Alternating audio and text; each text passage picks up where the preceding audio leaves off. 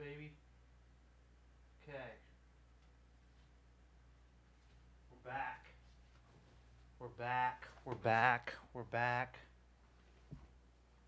That got hectic. Computer died. The other computer died. I got carried away.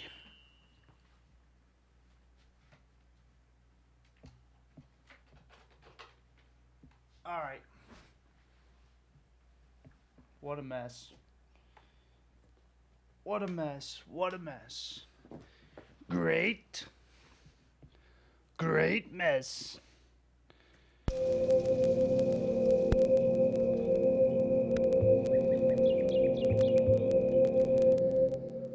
Alright. We can hear that. Good mic level.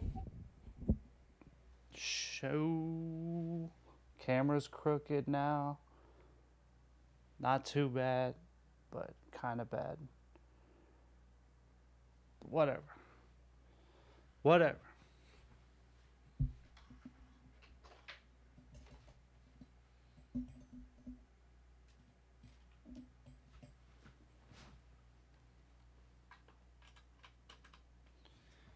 Check one. Let's go.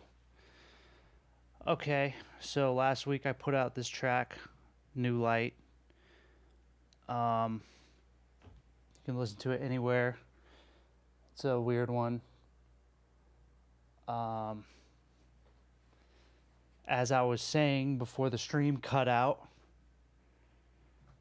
I was working off of a bunch of preset packs in Analog Lab that I liked. It was like Burial, Fortet, Boards of Canada, Aphex Twin.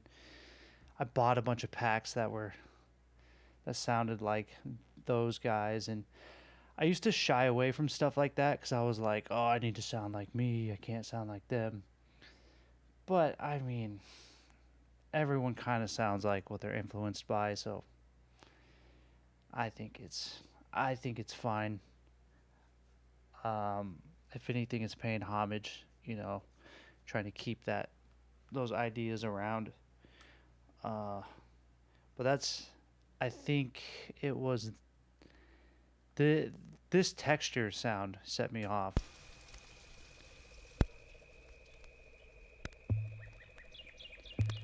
And this is from some record somewhere.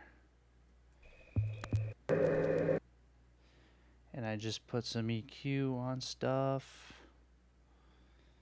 A little soothe. And paired with this,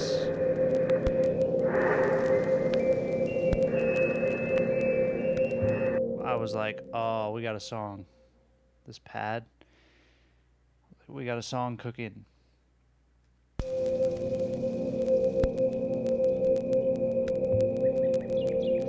And I had a Tascam handheld recorder. I think it's over there. And I was really into it at the time, just recording random stuff, and I had whatever that is.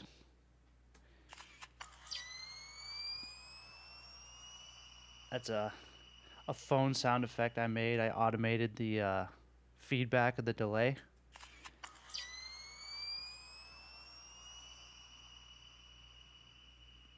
Probably the reverb too. Just the wet knob. It's a weird touch. Kind of, I don't know. I like atmospheres and kind of being in a weird space with sound. I like to approach it like that rather than composing a chord progression or bass line, which I'll do that from time to time too, but this one was definitely just organic. I was messing around. Like, these notes are just random. I don't know what this sound is. Let's see. It's the next thing that comes in.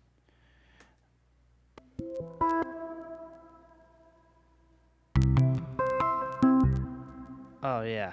It's like a weird Buchla thing.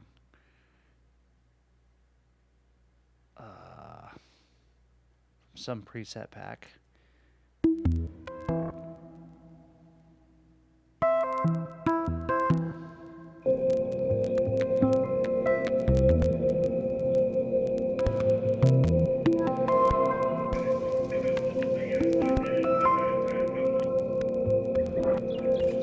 And then I wanted to drive it with some drums, you know.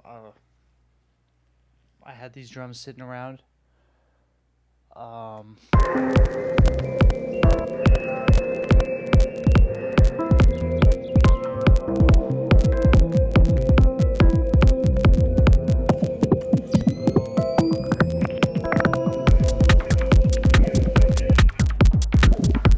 it's a cool pack. I was messing around with a bunch of stuff at the time.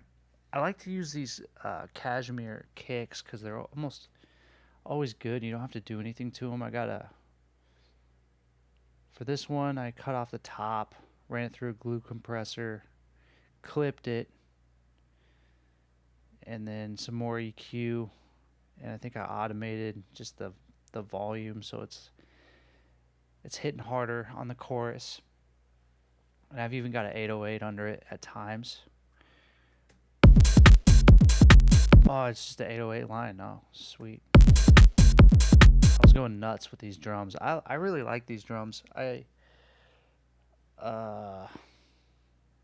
resampled some Native Instruments thing. Oh, it's an instrument I made. I call it the Neo Bukla. I think I have it.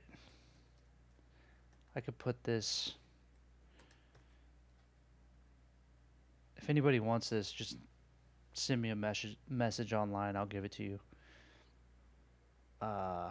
Yeah, this is. Let's see. It's actually from my old computer. I might not have it. Oh, it's this thing. This reactor patch, floor forward, and then I ran it through decapitator, RC20, fab filter, glue compressor, clipping it again, clipping it through the Ableton saturator, just probably overkill. More compressor, more EQ, more EQ. I was going nuts with this thing, but it does sound good. I'll draw a note, see if it still works. Oh yeah, this thing's nuts. So basically, it's just a random machine that I made with, well, maybe I didn't make it. Maybe it's just a patch in here. I guess all I did was put effects on it, but it sounds good. And I was getting a lot of random sounds out of it.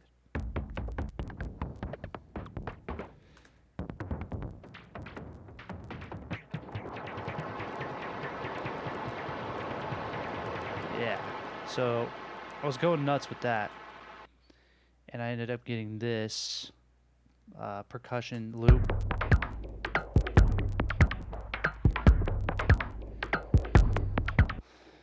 Which I don't know how I fit all that low end in there,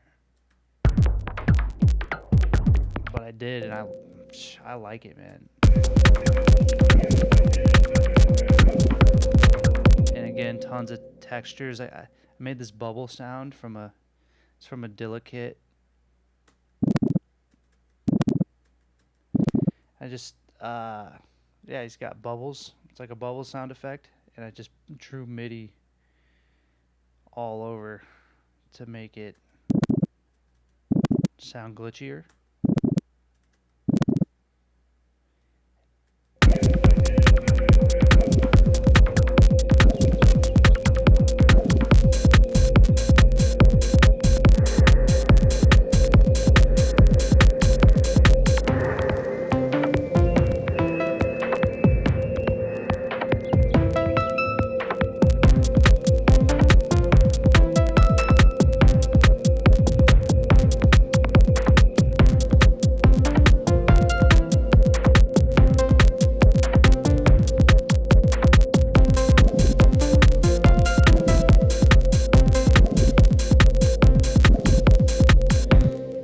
So now it's in between house and ambient because I bring in this really simple melody with those drums I was breaking down.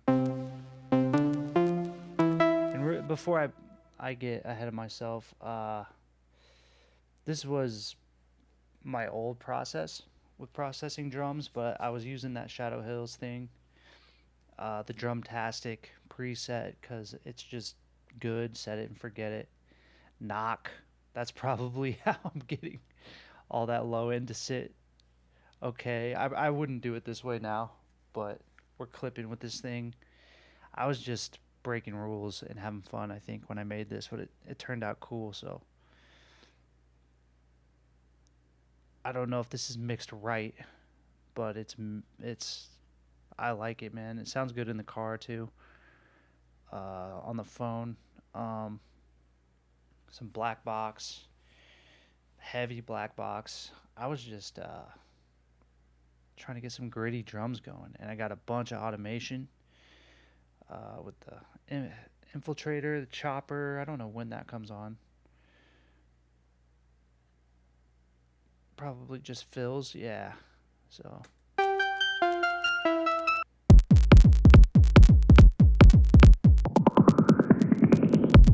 yeah, just infiltrator and this auto filter to create a little riser effect.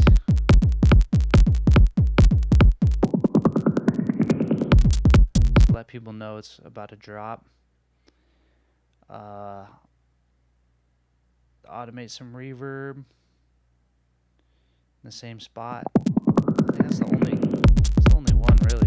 A lot of work for that little section, but it sounds tight.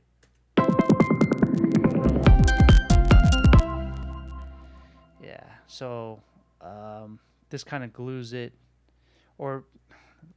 This sort of brings it down to earth. That at first it starts off with that weird atmosphere. The drums come in and this melody kind of lets you know, like, oh, it's not an ambient track. It's on the edge of house and ambient.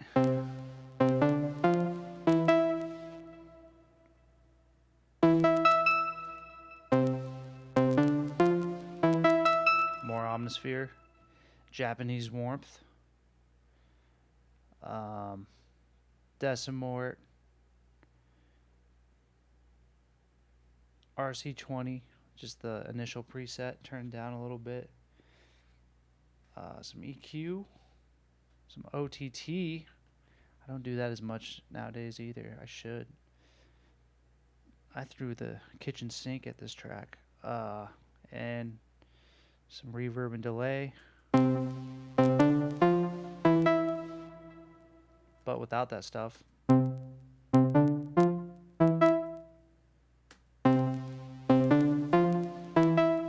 Makes a big difference.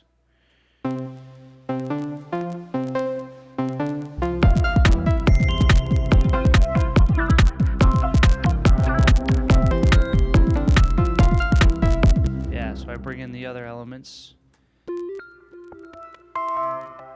Just like those weird synth patches from the beginning. And a bass line.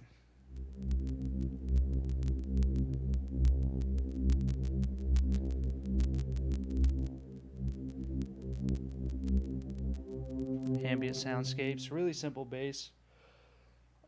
Just sits under everything, kind of lays a nice foundation. Really doesn't catch your ear, but it is necessary. It's there. And then I got this vocal chop. I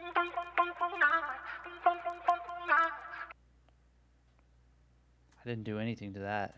Just played it in there.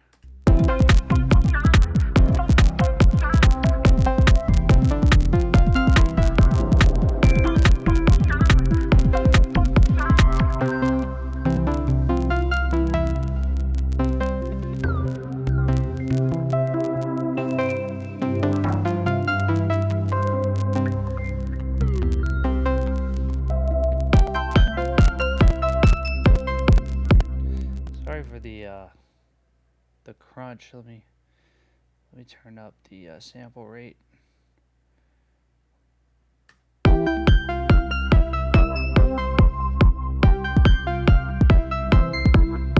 change up the melody is I think it's just those four synths the whole time, and then we bring back the full drums. I only changed the melody 3 times. The last part is, which is kind of crazy.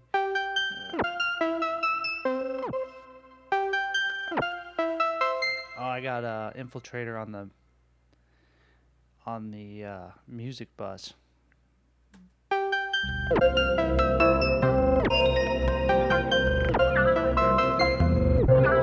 Effects tricks too. This is cool if you come up with a lead that's kind of boring, these things help.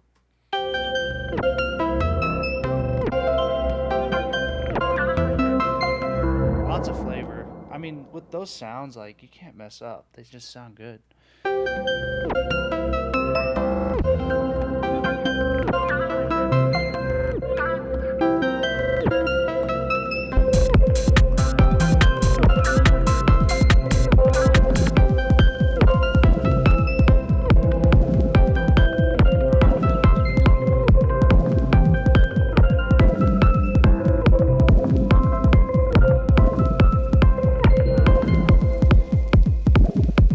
It wide open right there, so if I'm DJing a set, I can just bring in another track and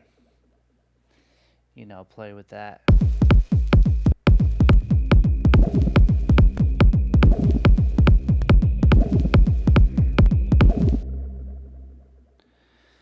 So it's fun, man. The processing is real simple. Lots of EQ. I was using a lot of compression at this time. CLA 3A on these vocals. Probably unnecessary. Sending everything to this bus so that I can parallel the mix. Now this thing, I don't know if I've pulled this up in other streams. I think I have, but I love this as a parallel thing. I send all my tracks to it before they hit the master. It's not fully wet, obviously, but I bring it into taste. I never touch those settings though, and they sound good on pretty much everything, which I love stuff like that. But my master is similar to the last one. Again, I had the glue compressor on there, which later on, I'm releasing some stuff probably in 6 weeks or so that won't include I think my mixes are a little better, my new ones, but these work.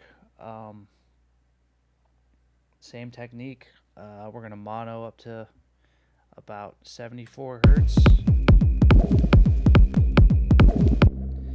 and I'm taking out the ghost at 307. Without it, it's a little muddier. It's very subtle, but it's definitely there. I was really into Gold Foss at this time. I was using it way harder than I would now, but it's probably how all that low end is cooperating. I would imagine this is like a smart EQ from what I understand. Nowadays I would use like 1% if I needed it, just because I feel like I preserve transients better without this thing, but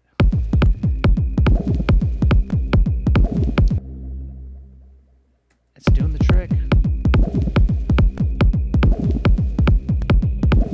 And I mean, back then I was throwing everything at my mixes because I wasn't the most confident at my mixing abilities at this time. So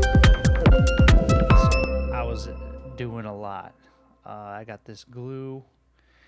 This thing helped me for a long time. I don't use it as much. Again, it can kill transients if you hit it too hard. Same with this glue compressor. And then I got my I rarely change the settings on these. My curve is what I would change. back then, but I leave it at 0 most of the time now. Uh, this sounded good. I'm not gonna change. You got to know when to put tracks down. So I'm not gonna go tweaking stuff now. And then this was my L2 setting that I still use this setting.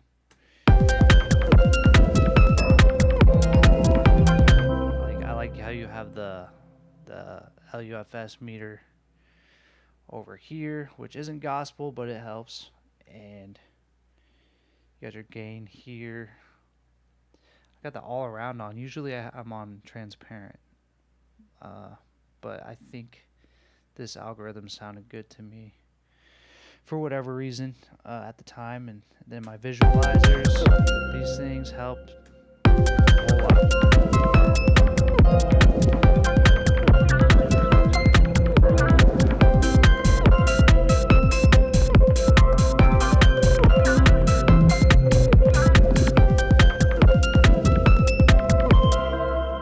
That's my track. New light. I got a new one coming out this week.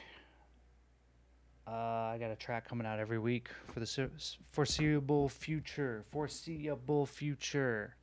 And I'll be streaming them and putting my sounds up on Patreon, Discord.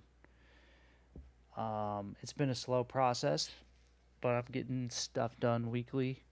Figuring out how to post on social media with this stuff, but a lot of good information here. I would have killed to have this stuff when I was learning, because it will definitely demystify and simplify stuff for guys who are trying to make beats. And so thanks for hanging out. I'm gonna sign off.